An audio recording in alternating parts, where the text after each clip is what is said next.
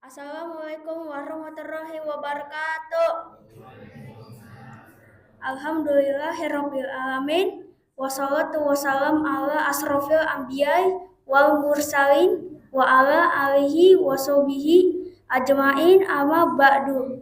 Jamaah Masjid Al-Muhajirin yang dirahmatin Allah Subhanahu wa taala, pada kesempatan pertama dan yang utama, marilah kita panjatkan puji dan syukur kehadirat Allah Subhanahu wa taala yang telah memberikan kita nikmat iman, nikmat Islam, serta nikmat kesehatan, sehingga kita dapat berkumpul pada malam hari ini untuk melaksanakan sholat tarawih berjamaah, sholawat serta salam. Semoga tetap tercurah limpahkan kepada junjungan kita, yakni Nabi Muhammad SAW, beserta para keluarganya, sahabat, para tabi'in, dan tabiatnya, serta kepada kita selaku umatnya hingga akhir zaman. Amin.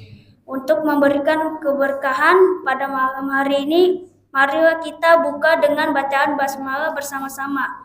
Bismillahirrahmanirrahim. Pada malam yang penuh berkah ini, yang akan memberikan ceramah sekaligus sebagai imam sholat tarawih adalah Bapak Ustadz Adi Abdillah, SPDI. Alhamdulillah beliau sedang berada di tengah-tengah kita. Untuk itu, kami persilakan kepada beliau untuk memberikan ceramah sekaligus imam sholat tarawih. Demikian disampaikan. Terima kasih atas perhatiannya dan mohon maaf apabila ada kesalahan. Wassalamualaikum warahmatullahi wabarakatuh.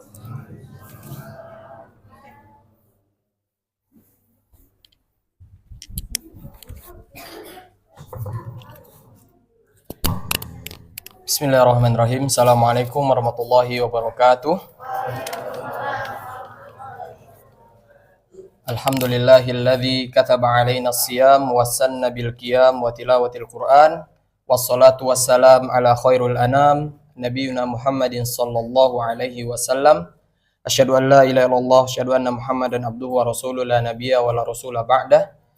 Rabbi shrah li sadri wa yassir li amri wahlul 'uqdatam min lisani yafqahu qawli. Allahumma la sahla illa ma ja'altahu sahla wa anta taj'alus sa'ba idza syi'ta sahla. Jamaah salat tarawih yang dirahmati oleh Allah Subhanahu wa taala. Alhamdulillah kita masih diberi kesehatan oleh Allah Subhanahu wa taala sampai saat ini kita bisa melaksanakan salat tarawih berjamaah, bahkan sebelum itu kita melaksanakan salat Isya. Berapa hari yang lalu alhamdulillah kita pernah menyampaikan apa korelasi doa orang yang berdoa dan orang yang berpuasa. Bagaimana Allah menurunkan ayat-ayat puasa dari surat Al-Baqarah, diselipkannya satu ayat doa. Itu artinya ada hubungan yang sangat erat antara orang yang berpuasa dan orang yang berdoa. Di kesempatan ini saya ingin menyampaikan apa keistimewaan orang yang beristighfar atau berdoa kepada Allah Subhanahu wa taala. Beristighfar itu artinya meminta ampun kepada Allah Subhanahu wa taala atas dosa-dosa yang telah kita buat. Nabi Muhammad SAW berkata, Allah Subhanahu wa taala sesungguhnya sangat bahagia, sangat gembira kepada hamba yang meminta taubat. Bahkan Nabi Muhammad SAW bersabda, ketika ada orang keluar dari rumahnya ke padang pasir dengan membawa seluruh hartanya dengan ontanya di padang pasir luas, lalu dia tidur dan orang itu terbangun, hartanya, ontanya hilang. Dia mencari di padang pasir yang luas, namun dia tidak menemukannya. Lalu sang orang ini berkata, lebih baik saya mati saja. Kenapa? Karena pembekalan semuanya telah hilang. Dia balik di tempat dia tidur, berharap dia tidak bangun lagi, lebih baik dia mati katanya. Namun qadarullah, Allah memberi dia kehidupan. Dan dia temukan apa? Ontanya telah kembali, hartanya telah kembali. Bayangkan betapa bahagianya orang ini. Namun kata Nabi Muhammad SAW, Allah lebih bahagia terhadap hamba yang meminta ampun pada Allah Subhanahu wa taala. Hasan Basri rahimahullah taala adalah seorang alim, salah satu murid Ali bin Abi Thalib. Dia rumahnya itu sering didatangi oleh masyarakat, selalu meminta nasihat. tentang syariat, bahkan tentang akhirat. Suatu hari datang 3 orang. Mungkin bapak-bapak mungkin sudah mendengar, ini perlu kita ulangi karena berkaitan dengan tema kita, keistimewaan istighfar tadi. Ada 3 orang datang. Yang pertama datang, wahai imam. Imam ini maksudnya orang yang alim. Wahai imam, saya sudah menikah lama. Saya sudah berobat kemana saja. Namun Allah belum memberikan keturunan kepada saya dan istri saya. Apa nasihat imam untuk kami? Kata Imam Hasan Basri, perbanyak istighfar. Perbanyaklah membaca istighfar. Pulang, amalkan. Orang yang kedua datang. Wahai imam, saya punya penyakit di perut saya. Saya sudah berobat kemana saja. Namun penyakit saya tak kunjung sembuh. Apa nasihatmu untuk saya? Kata Imam Hasan Basri, perbanyak istighfar, pulang, amalkan. Dan orang yang ketiga, wahai imam, saya sudah bekerja siang malam, bersungguh-sungguh, namun saya tidak juga kaya. Saya tidak seperti si fulan. Dia sebutkan orang yang kaya di dekat rumahnya.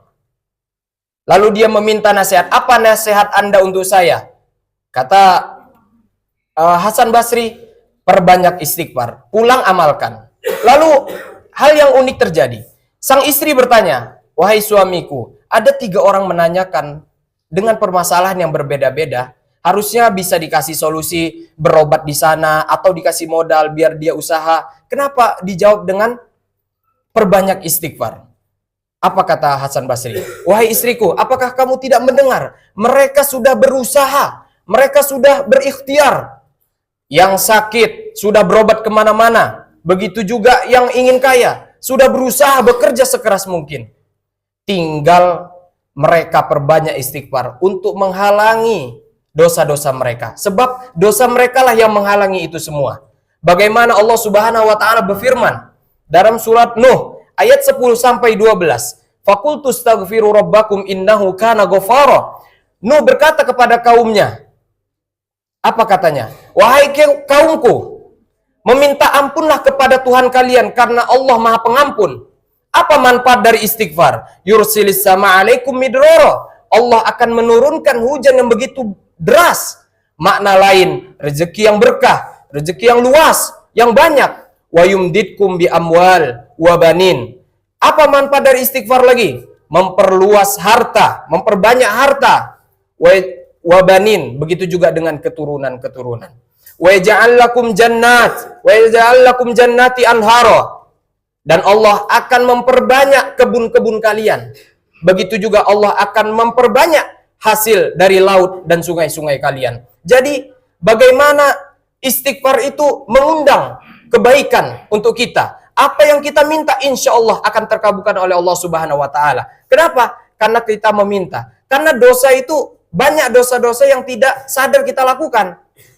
Ketika kita mencari iftar, lihat orang membuka aurat, itu dosa. Maka dengan istighfarlah kita menghapus dosa-dosa itu.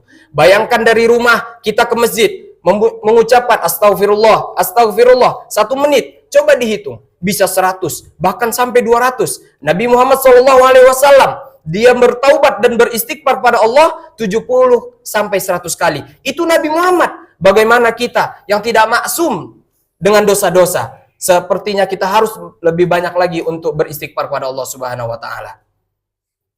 Sebelum saya tutup, ada kisah yang mungkin sudah didengar para bapak-bapak dan adik-adik sekalian. Imam Ahmad, salah satu 4 imam mazhab. Di akhir hayatnya, beliau ingin sekali pergi ke suatu kota tanpa sebab. Jadi dia pergi ke suatu kota tanpa sebab. Musafir, nyampailah di suatu masjid, sholat maghrib. Selesai sholat maghrib, dia melaksanakan sholat ba'diyah, baca Quran, hingga datang waktu isya. Setelah sholat ba'diyah isya, rebahan. Karena musafir, capek istirahat, datang marbot. Wahai syekh, nah kalau syekh ini dalam bahasa Arab ada 3. Kemungkinan orang yang kaya, atau orang berilmu, atau orang yang tua. Nah, ini yang dimaksud orang tua. Kenapa? Karena di zaman itu tidak ada foto, tidak seperti sekarang ada YouTube dan lain-lain. Jadi nggak tahu kalau ini Imam Ahmad. Kalau tahu kayaknya dibawa ke rumahnya, dijamu, bahkan disiapkan tempat istirahat. Wahai syekh, silahkan keluar, nggak boleh nginep di masjid. Saya musafir, nggak boleh, sampai didorong-dorong. Akhirnya marbotnya pulang, Imam Ahmad berpikir, boleh kali kalau istirahatnya di teras masjid. Akhirnya istirahat di teras masjid. Namun marbotnya datang lagi, ini saking istiqomahnya nih, marbotnya. Nggak boleh Syekh, iya di teras, tetap nggak boleh, diusir sampai didorong-dorong ke jalanan. Kebetulan di pinggir masjidnya itu ada penjual roti, dipanggil, wahai Syekh, silahkan ke sini. Dipanggil sama tukang jual roti tadi. Saya punya tempat, kebetulan rumah saya dekat sini, bisa untuk istirahat. Kamu kalau mau istirahat bisa di sini. Besok ketika pagi bisa, silahkan kalau mau melanjutkan perjalanan. Oh ya, terima kasih, silahkan duduk. Sambil habis itu, ini ada sesuatu yang sangat menarik. Kalau Imam Ahmad tidak bertanya kepada orang tua ini yang membuat roti, dia tidak menjawab. Dia cuman mecahin telur, baca astagfirullah wa atubu ilaih. Nyampur gandum, mengadon, semuanya beristighfar.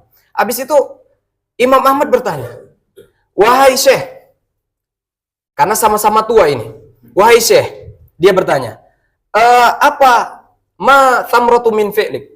Apa hasil atau buah dari perbuatan yang kamu lakukan ini? Beristighfar, mecahin telur beristighfar, nyampur gula beristighfar.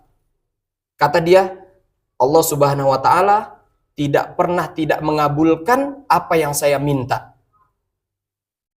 Ketika dia beristighfar, semua yang dia minta kepada Allah dikabulkan oleh Allah Subhanahu wa taala, kecuali satu. Apa itu? Saya meminta kepada Allah agar saya dipertemukan oleh Imam Ahmad. Allahu Akbar, kata Imam Ahmad. Sebab istighfar mulah saya tidak punya sebab untuk datang ke kota ini. Sebab istighfar mulah saya sampai didorong-dorong marbot masjid agar ketemu kamu. Subhanallah.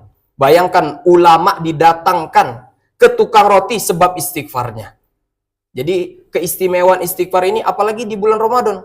Kita sambil nunggu iftar, sambil berangkat ke kantor, sambil mungkin adik-adik sambil berangkat sekolah, astagfirullah wa atubu ilaik, sambil naik motor, nyari iftar, astagfirullah wa atubu ilaik. Berapa kebaikan yang kita dapatkan. Sebelum saya tutup, Nabi Muhammad SAW berkata, barang siapa hambanya yang memperbanyak istighfar, ja'alallahu lahu min kullu hamin faraja. Allah akan berikan kelapangan hatinya di setiap kesedihannya, wa kullu min diqin makhraja, dan setiap rasa sulitnya jalan keluar, warzaqahu min haitsu la yahtasib, dan Allah akan memberikan rezeki dari tempat atau waktu yang tidak disangka-sangka. Masya Allah. Jadi kalau kita memiliki keyakinan seperti ini, ketika kita meminta ampun kepada Allah Subhanahu wa taala, dan setiap keinginan kita, bahkan dosa kita, diampuni oleh Allah Subhanahu wa taala. Ada keistimewaan ketika kita membaca Rabbighfirli wa liwalidayya. Ada 3 kebaikan yang kita dapatkan. Yang pertama, kita mendapatkan birrul walidain. Kenapa? Karena kita mendoakan orang tua kita. Dan yang kedua, kita beristighfar karena ada kalimat ghafara Rabbighfirli. Dan yang ketiga, kita mendapatkan kebaikan doa. Jadi dengan mengucapkan Rabbighfirli wa liwalidayya, itu kita mendapat 3 kebaikan. Yang pertama, kebaikan doa itu sendiri. Yang kedua, kebaikan istighfar. Dan yang ketiga, kebaikan berbakti kepada kedua orang tua. Mungkin ini saja yang bisa saya sampaikan. Semoga bermanfaat. Wabillahi taufiq wal hidayah. Wassalamualaikum warahmatullahi wabarakatuh.